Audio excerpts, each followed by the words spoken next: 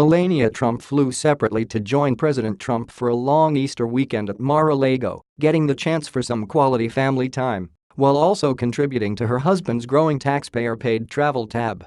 The First Lady arrived in West Palm Beach Thursday on a government aircraft, the military version of a Boeing 757, about 6:30 p.m., just minutes before her husband landed on Air Force One.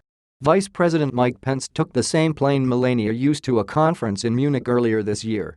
The First Lady lives at Trump Tower with her and the president's son, Barron, whose private school in New York is off this week for spring break.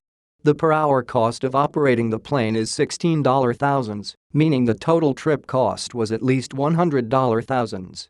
Conservative pro-transparency group Judicial Watch estimates that it costs taxpayers $1 million for each trip President Trump takes to Mar-a-Lago. Another available figure is the $3.6 million it cost President Obama to take a single trip to Chicago and Palm Beach while in office.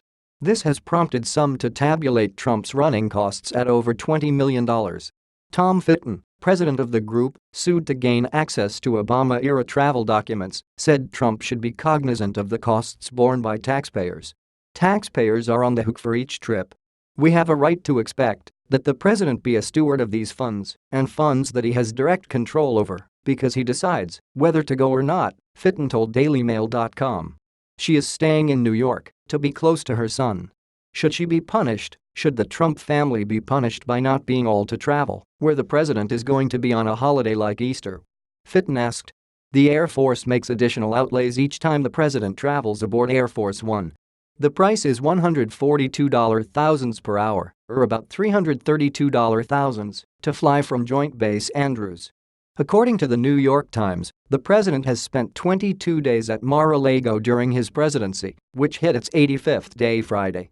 He has spent 27 days, or nearly a third of his time in office, visiting a Trump property. His travel has sometimes drawn criticism for providing brand promotion for his properties at taxpayer expense. Annual club dues at Mar-a-Lago were doubled to $200,000 after Trump took office. For some other trips, the First Lady has hopped aboard Air Force One for the trip to Mar-a-Lago, as she did during the 8th week of his president. Melania Trump, the president, and Barron Trump could all be seen exiting the plane. The First Lady waved at one point, and the president made a fist for the gathered crowd. White House Press Secretary Sean Spicer has defended the president's trips to Florida, saying Mar-a-Lago is where he goes to see his family. He brings people down there. This is part of being president. I can't think of anything like this that we've seen at any time in the modern era, George Washington Law School professor Steve Schooner told NBC News for a story on the president's travel. It's just another example of his consistent efforts to exploit public office for private gain, the ethics expert added.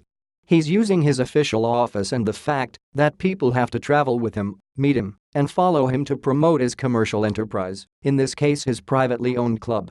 The government has yet to release Secret Service or Air Force data that would provide the precise costs of Trump's travel to Mar-a-Lago. There might be ways to cut on costs. It wasn't immediately clear why the First Lady had to take a large 757-type aircraft for the trip. She would most likely be accompanied by a team of Secret Service agents who look after her and Barron.